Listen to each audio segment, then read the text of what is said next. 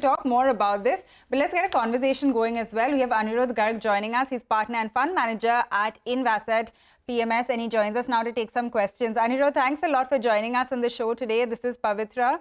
And, we were just talking about the fact that the market has moved again to all-time highs. We've, crossed that 22,100 level as well. What is the sense that you're getting right now? Do you think it's going to be a clear move higher? It's going to be a one-way move higher now? Or do you think we're going to consolidate at these levels, maybe see some profit booking, considering the kind of run-up that we have seen? Thank you for having me, Pavitra. From what we are seeing at Invasset is that first time in the last couple of years, we feel that the mid and small cap indexes, they've really run up and the valuations are not supporting. So we feel that going ahead, large caps are better bets. Yes. And we are expecting a little bit more volatility than we are used to in coming times. Okay, what would be your big overweights and what are the sectors, themes that you are avoiding right now? So right now we are totally shifted our portfolio into quality stocks. We had been into mid caps and into capex like defense, railways, power, infrastructure. But now we are more into large caps and more into IT, banks. Okay. And in terms of your exposure to railways, defense, have you completely exited your holdings in these stocks? Just take us through the big tilt, the switch that you've done. Or do you still hold it, but it's no longer an overweight? So what we believe is that the overall trend for them is intact. Yeah, going 2 years, 3 years down the line, the overall trend is intact. But mid caps, they have a little bit of cyclicity in them. So at times when the risk-reward ratio becomes unfavorable, we tend to reduce our exposure to mid and small caps and move from growth to quality to preserve the alpha that we have generated for the clients. So yes, we have almost exited all our positions in mid and small caps. Okay, that is the view that we have been getting from across the board from several fund managers as well, that maybe this year is going to be more about the larger names. So it is better to stick to those.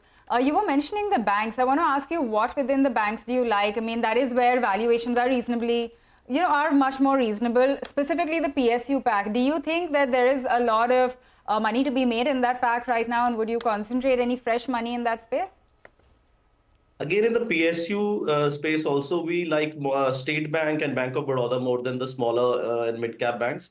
We've been holding the mid-cap bank for the last 2 years now, but there comes a time in the market when the valuations are not that supportive. So yes, we feel that the recent run-up has taken them in a little bit of overvaluation zone, though not very, very expensive. The broader run should continue, as I said.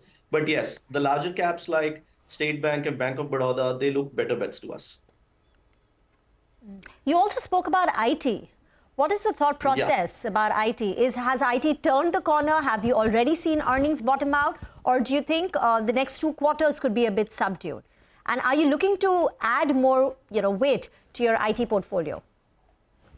So how we see IT is that the cyclicity in IT is comparatively less than what we see in commodities and other old economy cycles. So we feel that the IT, the inflation problem that was there, which was plaguing the world growth, is now over. The Fed has said that it is no more plagued with inflation. Rate cut is just an event which is bound to happen in the future.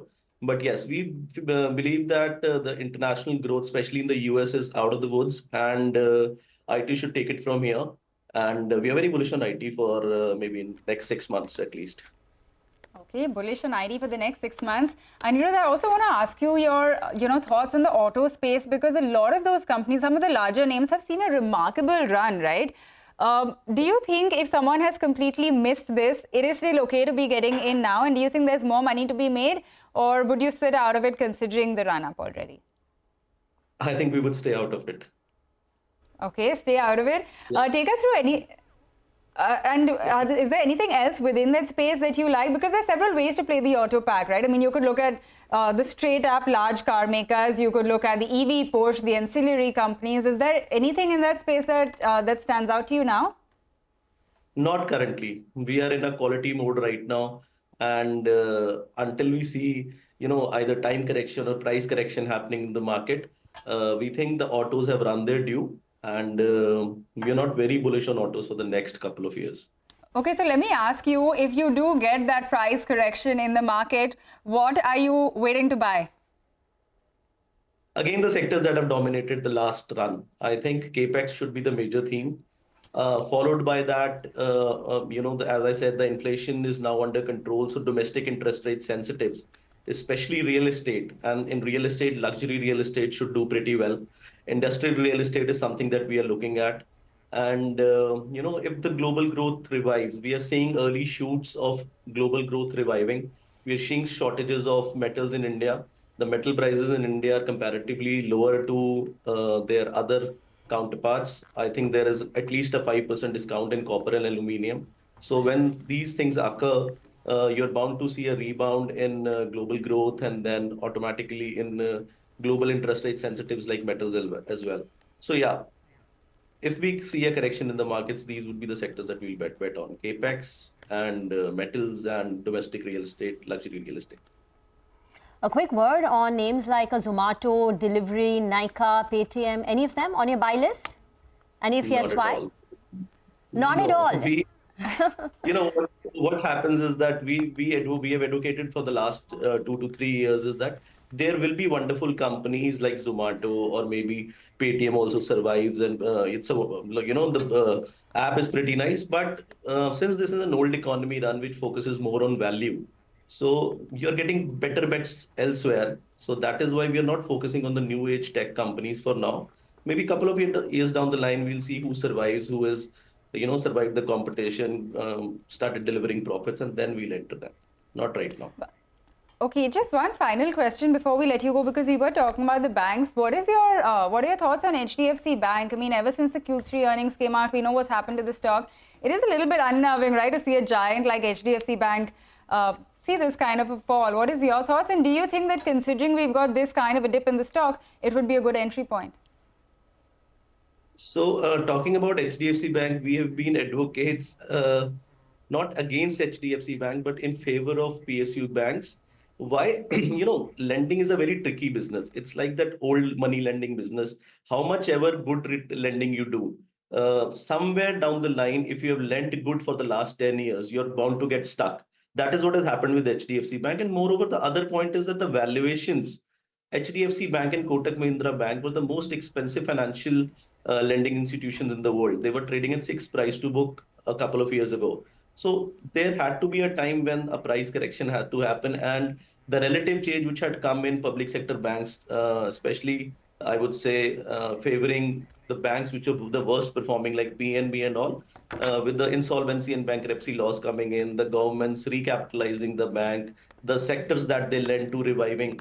So that relative change happens, and the valuation difference which was there was extreme. So generally markets, they reward relative change, and this is what happened in the banking industry. If we talk about HDFC Bank right now, I believe, yes, it is not a bad entry point if you are able to hold it for like at least 3 years. Okay, got that. Interesting conversation, Anirudh. Thanks a lot for stopping by and joining us for this chat on the markets and some of these individual pockets that stand out to you as well. By the way, for the markets, we are seeing a 25-point cut right now. The mid-cap index is around 0.3% in the red as well right now. So there's definitely been a pullback from the highs of the day, but nothing too severe right now. We're going to take a short break and come back. We'll discuss